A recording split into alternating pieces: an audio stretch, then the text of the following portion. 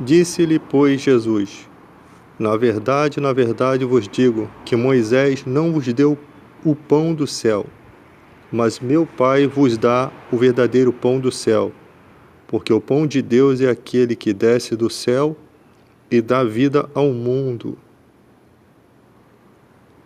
Disseram-lhe, pois: Senhor, dai-nos sempre desse pão. E Jesus lhe disse: eu sou o pão da vida.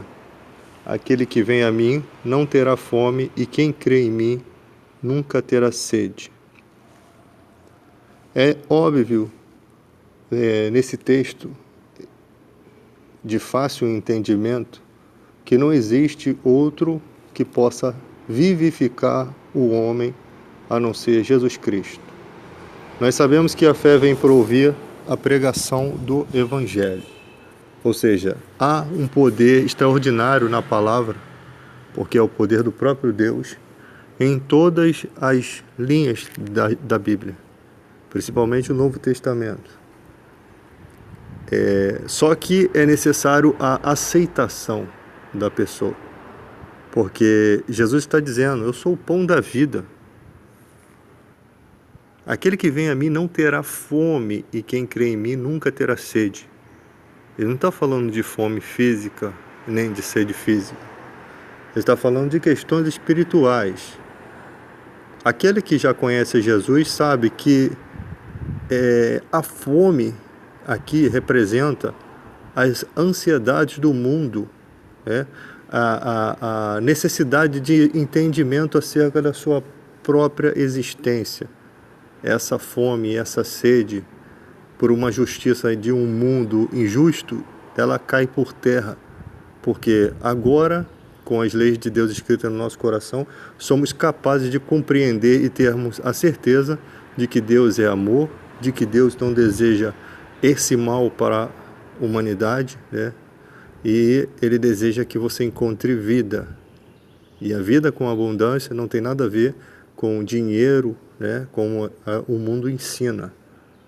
Não é por isso que Jesus morreu. Ele veio tirar o pecado do mundo. O pecado é o que afasta o homem de Deus e impede a ele, essa pessoa, de entender as coisas boas de Deus. Tem muita gente que passa a vida toda atrás de fortunas e morre na miséria espiritual. Tem a fortuna, mas não encontra satisfação plena naquilo que tem. E bem sabemos, tem gente que encontra satisfação plena naquilo que tem, mas nunca teve um tesouro com Deus, nunca se importou, trocou tudo. O que adianta ganhar o mundo todo e se vai perder a sua alma? Então você percebe que existe possibilidade de ser feliz nesse mundo sem Jesus? Sim, existe. Mas a felicidade maior está reservada nele, no caminho certo, no caminho do amor, naquele que investe a sua vida, dedica o seu pensamento, porque nos dias de hoje somos muito bombardeados por desejos pessoais, pensamentos impuros, e aquele que é cristão, ele precisa lutar contra tudo isso. Muitas pessoas acham isso loucura. Não, eu não tenho que lutar contra isso, eu tenho que mesmo que satisfazer minhas vontades e achar a felicidade. É aí exatamente quando você não sabe que você caminha para o abismo, quando você não sabe que todo motivo de derrota da sua vida está exatamente nesse pensamento, é aí que o mal acaba te guardando como um despojo, como Jesus disse, que ele é mais valente do que o valente, ele chama Satanás de valente. E Jesus, ele vence o valente, tira a armadura em que confiava, o poder que dominava as pessoas, e reparte os despojos. Ou seja, se Jesus não entra e destrói essas coisas, a sua vida simplesmente vai ser uma vida sem proteção espiritual. Após esse texto, que é citado em Lucas, os demônios têm acesso livre à sua vida. Você é morada constante do mal. Entra um, sai, é expulso, volta 7 piores. Assim é o estado do homem, diz a Bíblia. Jesus falando de questões espirituais que envolvem a humanidade, né? Então você é uma casa vazia, sem proteção, sem defesa, e você precisa saber disso, porque a Bíblia está revelando isso, para que você tome uma posição. E essa posição é aceitar o Espírito Santo, aceitar primeiro a Jesus, e ele te dá gratuitamente o Espírito Santo. Do contrário, você está cativo pelos seus próprios prazeres e você está contra Deus.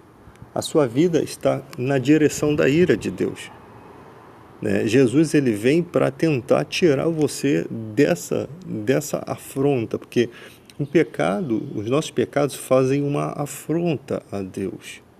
Então Jesus Cristo vem te dar uma oportunidade, né, de tirar o fardo pesado sobre a sua vida, o jugo pesado, te dá um fardo leve, suave. Não existe, como é que eu posso dizer, arrependimento quando você está andando no caminho certo. Você sabe que você tem a sua esposa, você coabita com a sua esposa, você tem uma vida a dois, você não tem arrependimento nenhum ali. Mas se você viver em adultério, com certeza você está vivendo em laços de morte. Primeiro que está tocando numa mulher que não te pertence.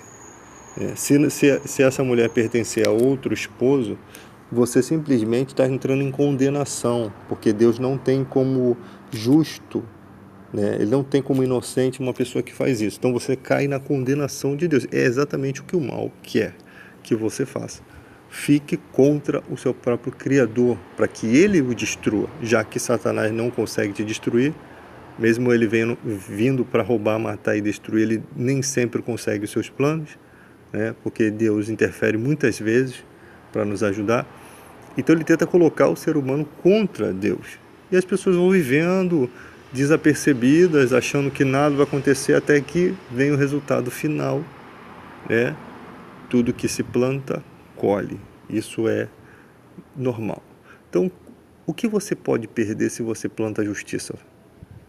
Plantando a justiça, pode até se colher alguma coisa ruim do mundo, mas de Deus nunca você vai colher nada ruim, porque você está vivendo como um justo, e Ele ouve o choro, o clamor de pessoas que realmente têm um coração contrito, pessoas que realmente têm um coração disponível para Deus. O amor de Deus é muito tremendo, principalmente para aqueles que realmente buscam a sua vontade, né? Principalmente porque esse está determinado a romper com a maioria, né?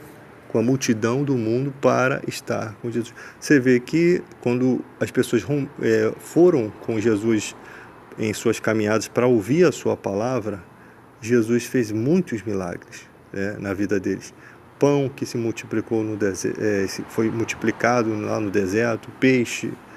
Então quem está com Jesus vê grandes maravilhas em sua vida, vê grandes resultados. E quem não está com Jesus está perdendo tudo isso, está perdendo todas essas coisas boas e achando que estão vivendo bem, mas na verdade estão mortos espiritualmente. Então você tem que fazer a sua escolha. Ou você quer ver grandes coisas, né? E essas grandes coisas já começam no seu interior, na sua maneira de ver o próximo, de ver a vida, no respeito que a gente tem, né? Às vezes a gente é um pouco enérgico para repreender, mas a gente sabe que estamos fazendo certo. É como o professor que ali às vezes debate com o aluno porque quer ver o aluno ir à frente, quer ver o aluno se dando bem na vida, e se não é aqueles puxões de orelha, a pessoa não chega a lugar nenhum, há muita resistência, né? Então o papel do servo de Deus é repreender, redarguir, corrigir, mostrar o caminho certo, porque ele consegue enxergar além. Ele consegue enxergar além. Então ele pode ajudar as pessoas. Nós somos passíveis de erros, pode acontecer qualquer coisa, como na vida de um cidadão comum, pode acontecer também na minha vida, ou na sua, ou na de um pastor. Todos são passíveis a erro, mas a mensagem de Deus é imaculada. Jesus Cristo é imaculado. Ninguém está pregando a sua própria pessoa. Ninguém está dizendo que a própria pessoa é especial diante de Deus. Aqui estamos dizendo que quem é o bom pastor é Jesus Cristo. Aqui buscamos a honra dele, então somos verdadeiros nisso, porque não buscamos a nossa própria honra, buscamos a honra de outrem, de outra pessoa, porque ele é perfeito. Então o evangelho tem que apontar para ele.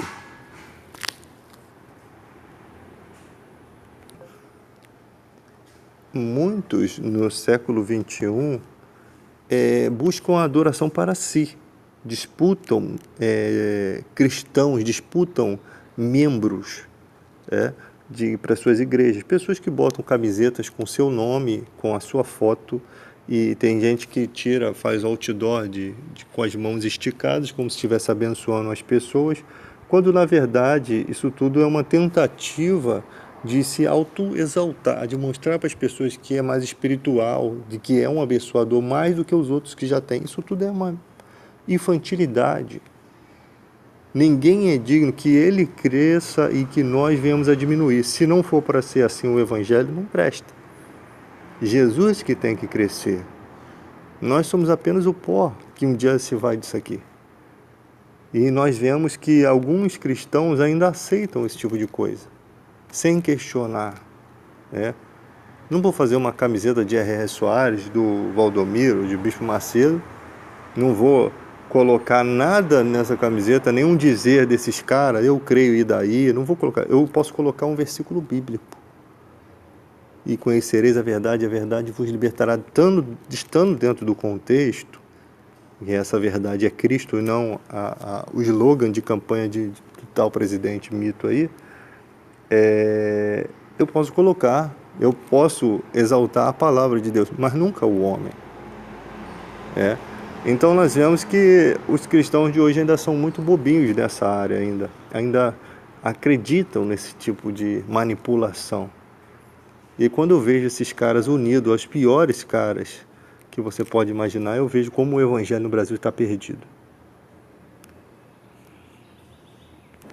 E as pessoas ficam pedindo avivamento, mas a Bíblia diz, sem santidade ninguém verá o Senhor. A santidade, ela não está só no comportamento cristão, ela está naquilo que você prega, ela está naqueles com quem você se envolve, com uma amizade, Como a carta de Paulo disse, afaste dos impuros na fé, os avarentos. Mas você vê um monte de pastor envolvido com as piores pessoas, achando que isso não tem nada a ver. Claro que tem a ver. Não se associe com os impuros desse mundo.